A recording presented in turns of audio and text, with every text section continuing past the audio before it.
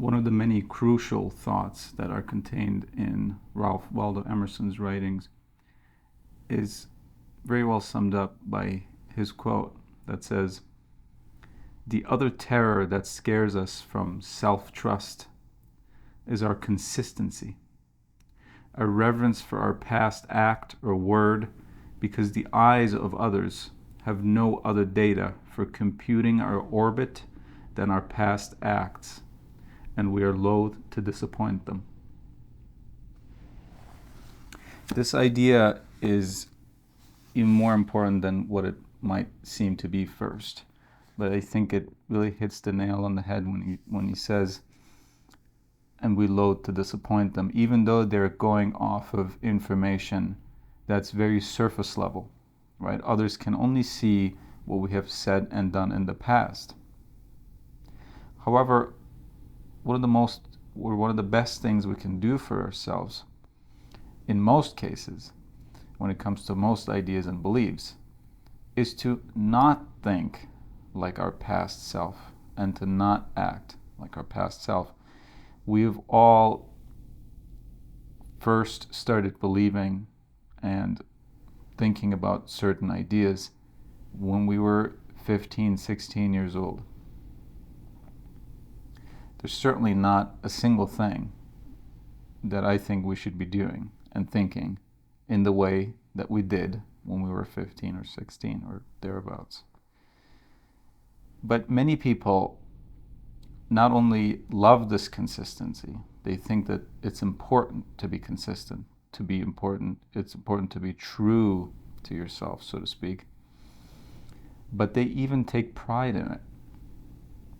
They take pride in believing the same things as they used to, no matter how long ago that was.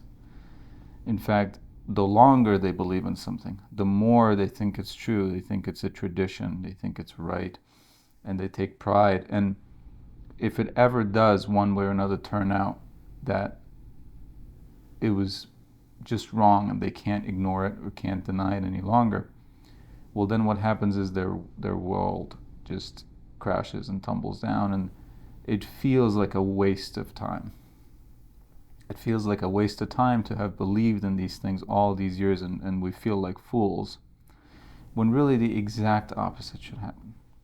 We should be happy that our beliefs are confirmed or destroyed.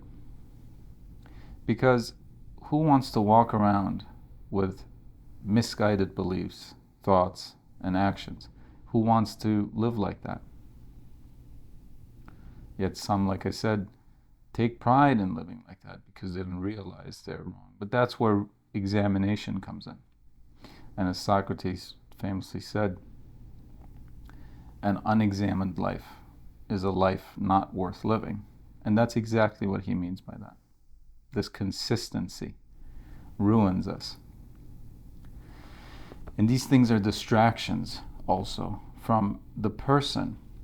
Not that others need us to be, not that we think we should be, but the person that we know we need to be. This consistency, this trying to please others, is not only not conducive, it's ruining that. And of course, it's all our own fault in that way. And we don't need to, I don't want to be talking about fault. It's just when we look at whose responsibility it is, it's ours because it's in our control. And I don't remember if it was Seneca or Epictetus who said, "We love ourselves the most, but we value the opinions of others the most." And here we have that again. Here we have that conflict again that keeps us from the people who we believe we need to be. And Emerson goes on to say something that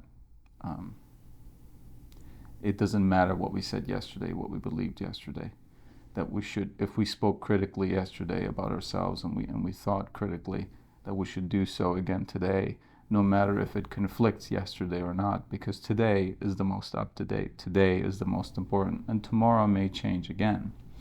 Now that doesn't mean that everything goes, that there are no rules, that nothing's important, that everything is random, and that we should have no consistency whatsoever. But our dedication, our consistency, if there should be any, should be to the highest things,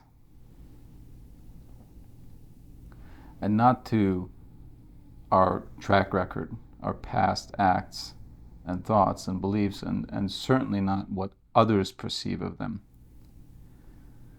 One of our worst fears, like Emerson points out, to self-trust is disappointing others in the way that they would then say, oh, you've changed. As if that's necessarily a bad thing. We should do, in essence, what I'm saying is we should do whatever our examination and re-examination and contemplation leads us to today and will lead us to tomorrow. And to not think how, if this is in conflict with yesterday or the day before that and the year before that, that we should then not do it. That we owe it to ourselves to be consistent and, most importantly, to others. And the same goes for identity. We have this idea that most, if not all, for some people, that identity is something that we're born into, that our identity is something that we're handed, and that it can change, and that it's almost predetermined. And what I mean by that is, we're born into whatever country we have no control over that. We are born into whatever family we are, and sorts of other things like that. And then we go on for the rest of our lives to identify as a person of this or that country, this or that family. And we try to live up to things that we are told are part of our identity and that we make are part of our identity. Another idea is that our identities need to be expressed, that they need to be showcased, that they need to be affirmed by others, confirmed by others. And if they're not, we perceive that as a personal attack. We are wounded by that. And coincidentally, it happens that the smallest identities are the ones that are dependent on others' affirmations the most. It's sort of like when we think about history, when we think about the saying that history is written by the victor. But it also happens many times that smaller countries or smaller cultures, when they win a battle or a war or whatever it may be, and they record it that way, that's still not enough for it to become history. It needs to be recognized by most other countries or people, nations in the world, for it to really go down in history as it having happened the way that it did. And if they just happen to not recognize it for whatever reason, it just doesn't happen.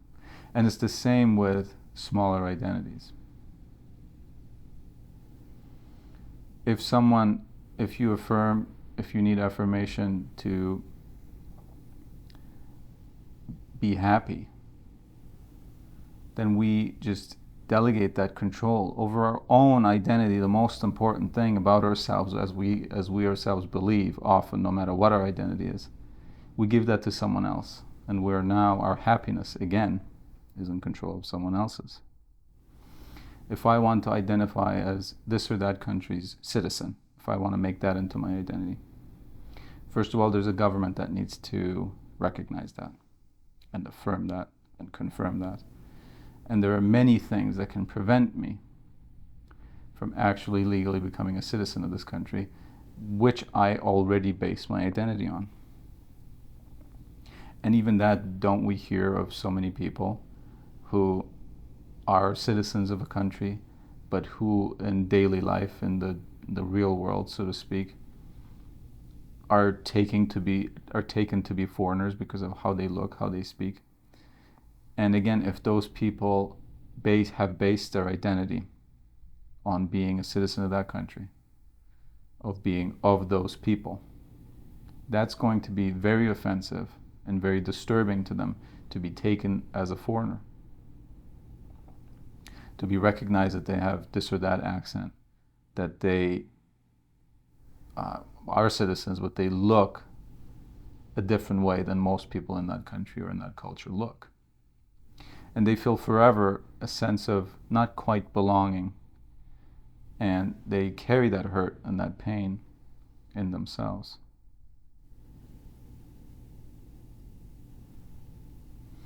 And I talk about this identity a little bit more in this week's newsletter, which many I hear get confused sometimes, saying the video doesn't match the newsletter this week, and it's not supposed to match.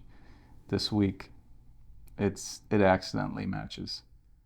So if you want to read a little bit more about the identity thing, it's in this week's newsletter, which you can simply sign up for at acceptingtheuniverse.com. It's just a little thing that I put some of my writings in and my favorite quote of the week and some reading recommendations. It's just supposed to give you something to contemplate throughout the day or throughout the week. And again, some reading recommendations, something that you can read in the morning without any distractions, without having to open up YouTube or anything. It's essentially the text form of videos, but much shorter. And I think a little bit more conducive to actually just contemplating some words and some ideas that I come across that week. But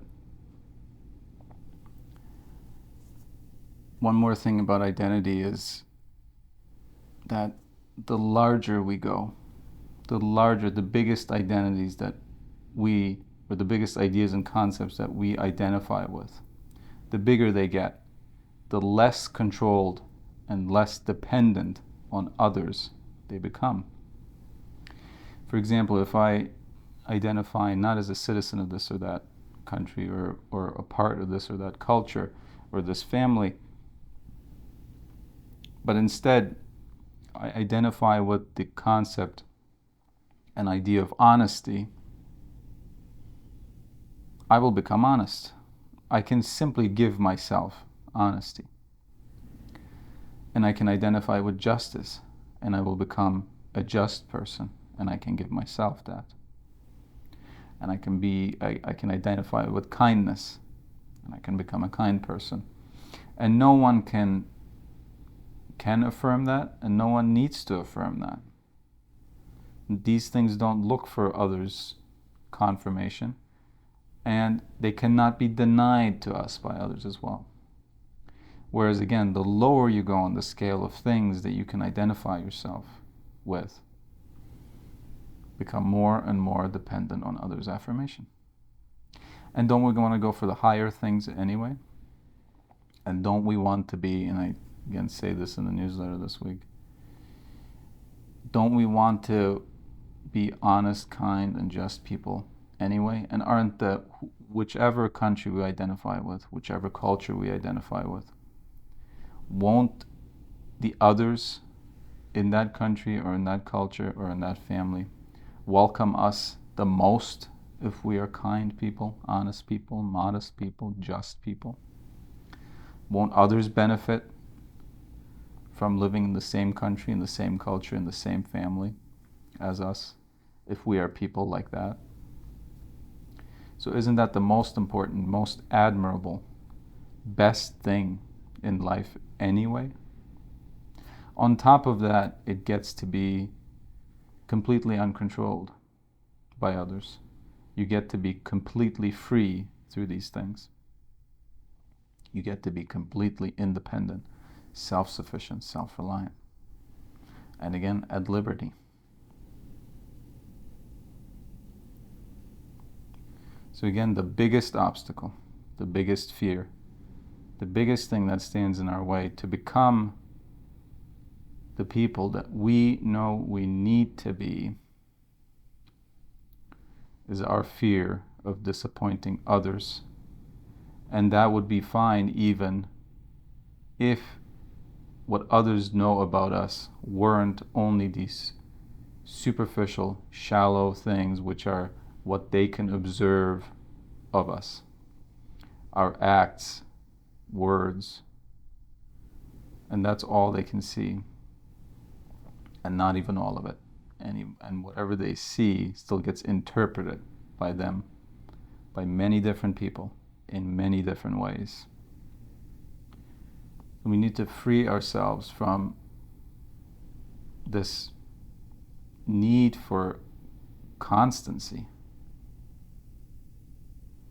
this need for just always being the same and appearing the same and appearing consistent. Because no matter how we appear, we're not consistent as it is. And if we not only hesitate, but prevent ourselves from trying new things, from daring new things, from taking serious and large steps towards, again, the person that we know we need to be, that's a trap, that's a cage that we put ourselves in. And other people's ideas, other people's hopes, other people's wishes, and other people's demands on you truly mean nothing, because they have no basis, or they don't have a complete basis. You have the biggest and most complete and most insight.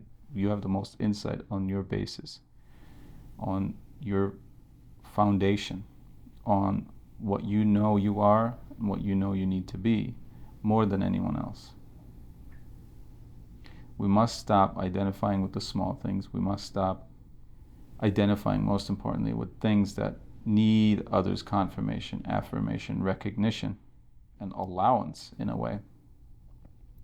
And to start identifying with the highest things, which are freely available to any of us at all times, cannot be denied by others, and can be given to ourselves by ourselves at any moment in time.